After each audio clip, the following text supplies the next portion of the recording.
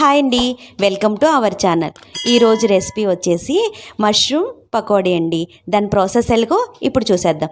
నా ఛానల్ కనుక మీరు ఫస్ట్ టైం చూస్తున్నట్టయితే కనుక ప్లీజ్ సబ్స్క్రైబ్ చేసుకోండి. అలాగే పక్కనున్న బెల్ ఐకాన్ని క్లిక్ చేయండి, నా నోటిఫికేషన్స్ మీకు వచ్చేస్తాయి.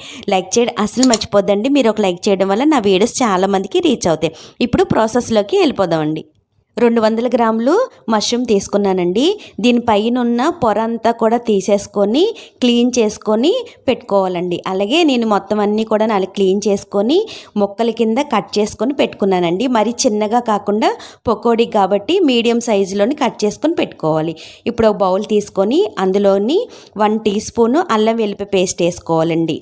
ఇప్పుడు ఇందులోకి 1 టీ స్పూను కారం వేసుకోవాలి, 1/2 టీ స్పూను పసుపు వేసుకోవాలండి. ఇప్పుడు ఇందులోకి రుచికి సరిపడా ఉప్పు వేసుకోవాలి. ఇప్పుడు ఇందులోకి 1/2 టీ స్పూను గరం మసాలా వేసుకోవాలండి. ఇప్పుడు ఇందులోకి 1 టేబుల్ స్పూను బియ్యం పిండి వేసుకోవాలి, 1 టేబుల్ స్పూను కార్న్ఫ్లవర్ వేసుకోవాలండి. ఇప్పుడు ఇందులోకి 1 టేబుల్ స్పూను శనగపిండి వేసుకోవాలి. ఇప్పుడు ఇందులోకి కొంచెం వాటర్ పోసుకొని ఇదంతా కూడా బాగా కలిసేలాగా కలుపుకోవాలండి. మరీ ఎక్కువ కాకుండా కొంచెం మన పకోడీకి ఎలా కలుపుకుంటామో అలాగా కలుపుకోవాలన్నమాట. కొంచెం కొంచెం పోసుకుంటూ ఇదంతా కూడాను పిండి అంతా కూడా అన్నీ కలిసేలాగా బాగా కలుపుకోవాలి. ఇలా కలిపేసుకున్నాక మనం ముందుగానే కట్ చేసుకొని క్లీన్ చేసి పక్కన పెట్టుకున్నాం కదండి మష్రూమ్స్, అవన్నీ కూడాను ఇందులో వేసేసుకోవాలండి.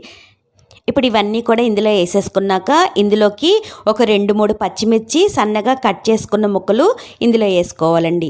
అలాగే ఇందులోకి ఒక 1/2 కప్పు సన్నగా కట్ చేసుకున్న కొత్తిమీర కూడా ఇందులో వేసుకోవాలండి. ఇప్పుడు ఇవన్నీ కూడాను బాగా కలిసేలాగా కలుపుకోవాలన్నమాట. ఈ మసాలా అంతా కూడాను మష్రూమ్కి పట్టేలాగా బాగా కలుపుకోవాలి. ఇలా కలిపేసుకున్నాక ఇప్పుడు ఇది పక్కన పెట్టేసుకొని ఇప్పుడు స్టవ్ వెలిగించి స్టవ్ మీద కళాయి పెట్టుకొని అందులోని ఆయిల్ పోసుకొని ఆయిల్ వేడి చేసుకోవాలండి.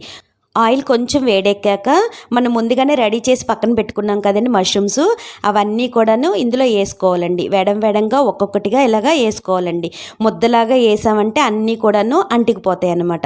ఇలాగ వేసుకున్నాక వెంటనే గరిటె పెట్టి తిప్పకుండాను కొంచెం సేపు మనకు ఆ నొరగంతా పోయాక ఇలాగా కలుపుకోవాలండి. గరిటె పెట్టుకొని కొంచెం సేపు ఇలాగా కలుపుకొని వేయించుకోవాలన్నమాట. ఇది కలర్ అంతా కూడా మనకి చేంజ్ అయిపోయాక ఈ నొరగ అనేది మొత్తం తగ్గిపోయాక మనకి ఇంక ఇవి ఏగిపోయినట్టేనండి. ఇంక ఇవన్నీ కూడాను టిష్యూ ప్లేట్లోకి తీసేసుకోవడమేనండి. ఇలా తీసేసుకున్నాక మిగిలిన వాటిని కూడాను ఇలాగే వేయించుకొని టిష్యూ ప్లేట్లోకి తీసేసుకోవాలండి. ఇవి సాయంకాలం పూట స్నాక్ లాగా చాలా అంటే చాలా టేస్టీగా ఉంటాయండి. తప్పకుండా మీరు కూడా ట్రై చేయండి. నచ్చిందా అండి?